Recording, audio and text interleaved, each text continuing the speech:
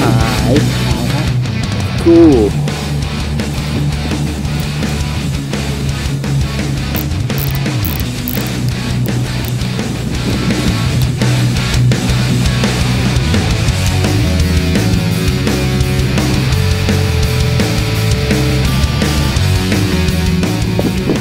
โตเลย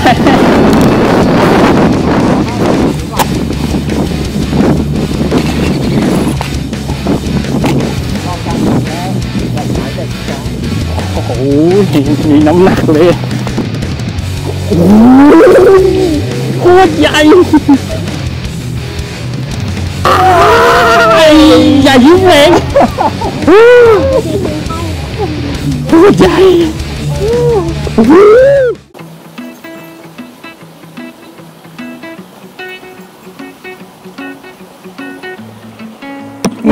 ใกล้ไปแล้วโอ้โหโทษอย่างนี้ไม่เข้าไปสิงเลยล่ะหาหมอเลยครับวันนี้อาการไม่ค่อยดีนี่คุณได้ป่าสักตัวอย่างครับลูกได้แล้วพ่อไม่ได้แล้วจะกราบตีนลูกทีอย่าให้เสียชื่อเทพไปเช้าเลย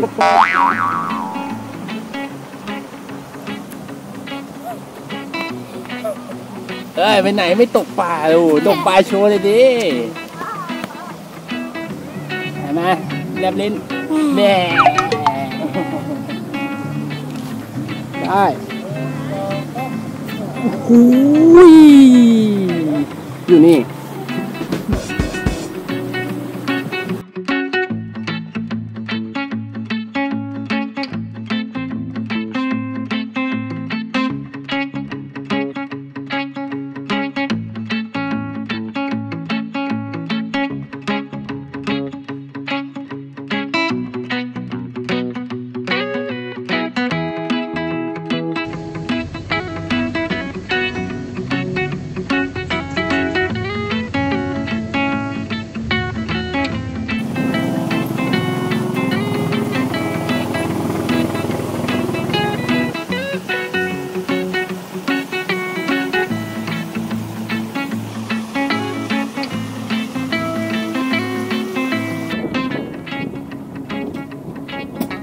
สวัสดีครับกันดีครับก็พอได้ครับ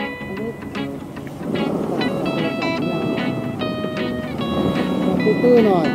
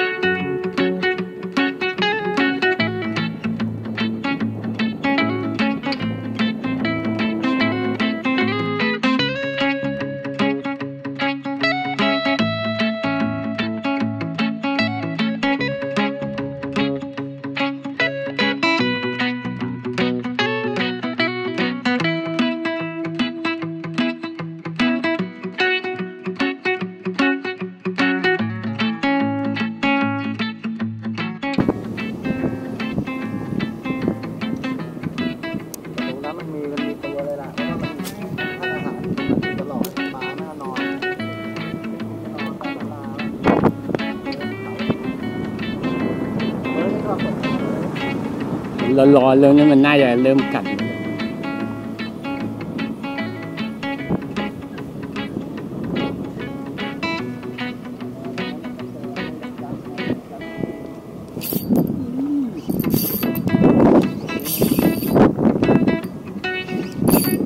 โตแล้วเข้าทาง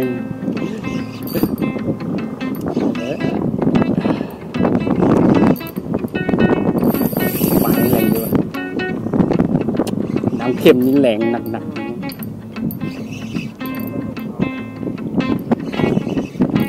กระเดียนเล็กกินไก่เป๊ะเลยยิ่งเล็กยิ่งแบบยิ่งเล็กยิ่งหายอ่ะ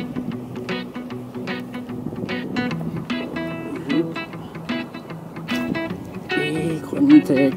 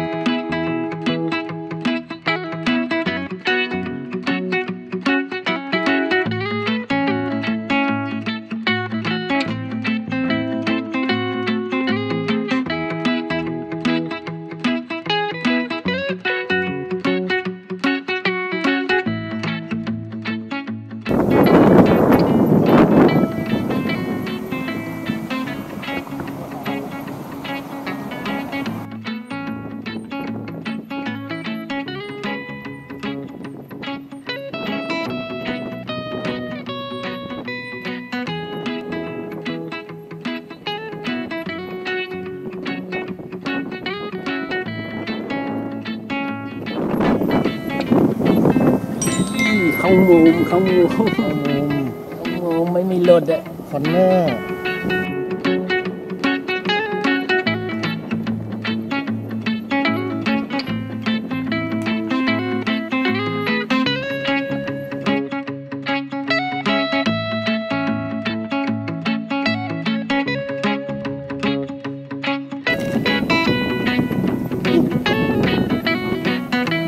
ยังไม่ลอง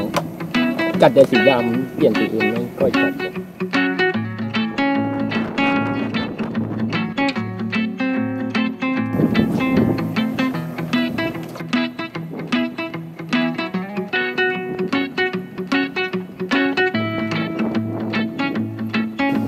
ไม่สู้ครับ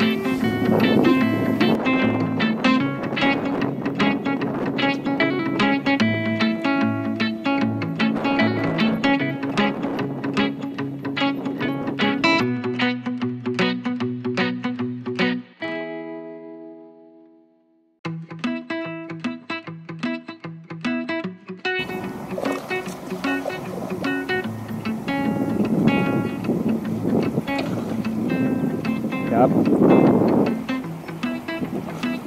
เช้าตกตัวหนึ่งเย็นตกตัวหนึ่งกลับบ้านนอนโอ้โหหายฮะไมโครจิกหายนี่ฮะกลับปลากระพงนะฮะโอ้โหตีปั๊บกินเลยฮะ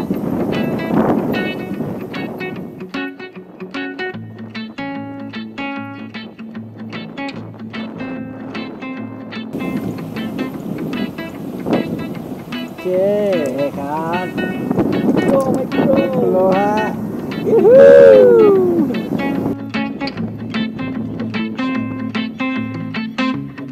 ภารกิจสำเร็จนะครับ ค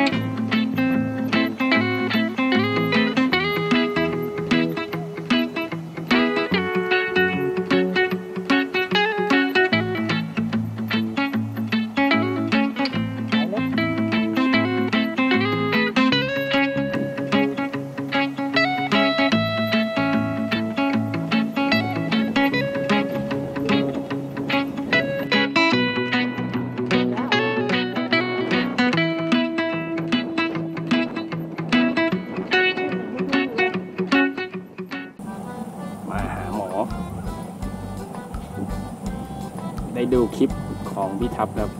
ที่ใช้หัวจิกอันหนึ่งมีเสียงนี่ครับคู่กุ๊กก็เลยคัน อยากจะมาหาหมอสักตัวเดี๋ยววันนี้จะมาดูว่าไอหัวจิกอันเนี้ยจะได้หมอสัก1 ตัวหรือเปล่าดูครับว่าจะได้สักตัวหรือเปล่า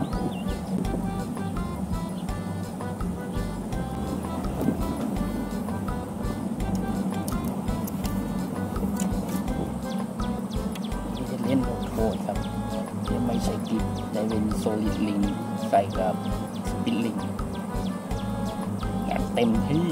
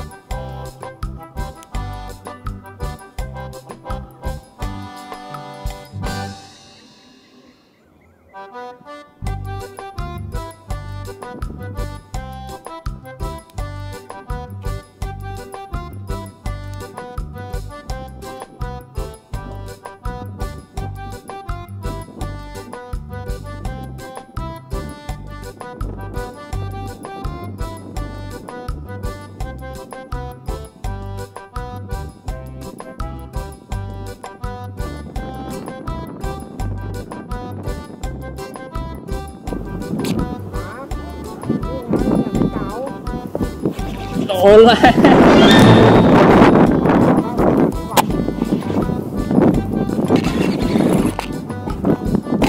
รอดกลางคันแล้วแต่หมายแต่ช้าโอ้โหมีน้ำหนักเลย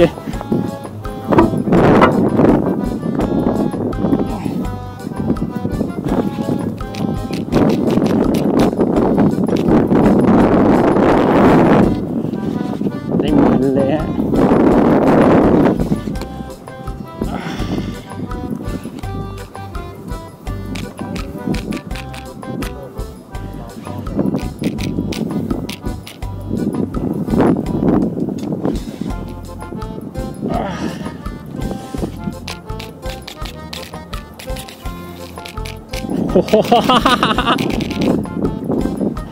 แรงเยอะยิ่งหวาย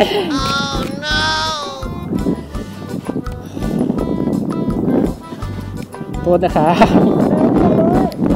เกะกะนิดนึงโอ้โหตกน้ำเดี๋ยวตกน้ำเดี๋ยวตกน้ำ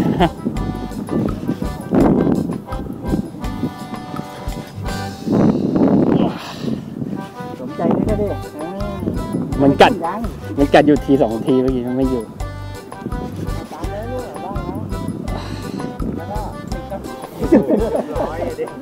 งานให้ออกแบบเขาอ่ะตัวใหญ่เลยหัวลำเดี๋ยวครับเลยไอ้ที่มีเสียงที่แกแจกมากุ๊กโอ้ใหญ่เนี่ย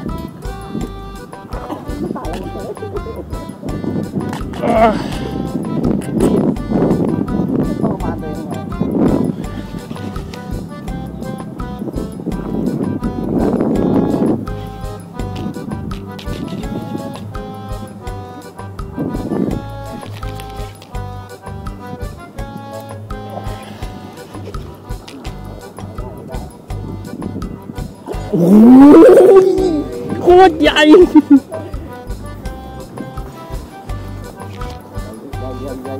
ใหญ่ เบ้งปากเลยถึงว่าแม่งกระชากเบรกออกกิปเปอร์ไหมกิปเปอร์อยู่นี่กิปเปอร์อยู่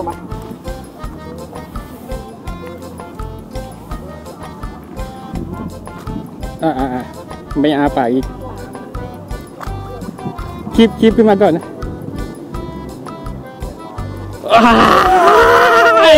อย่ายิ้มเองโคตรใหญ่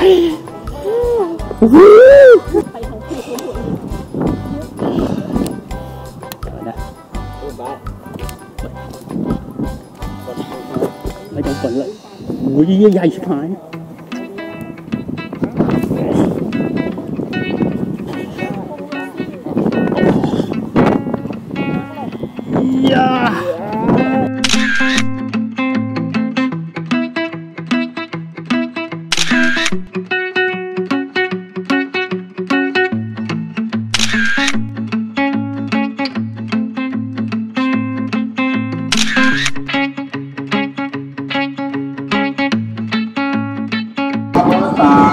โคตรใหญ่เลยหวาน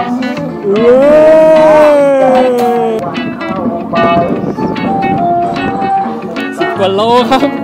กับแมชเชคเกอร์กับหัวจิ๊กตัวใหม่สโก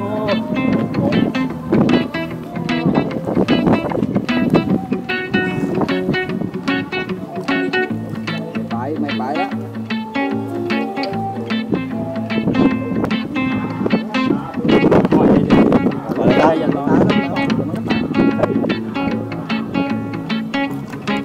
นี่ครับกุ๊กวันนี้สนุกมากได้ปลากระพงหลายตัวอยู่ครับก็ปลาหมอใหญ่ยังตัวโอ้โหมันสะใจมากกลับแล้วฮะ5 โมงกว่าไงฝากติดตามฝากกดซับสไครบ์คราวหน้าจะไปที่ไหนครับอย่าลืมดูกันครับสวัสดีครับ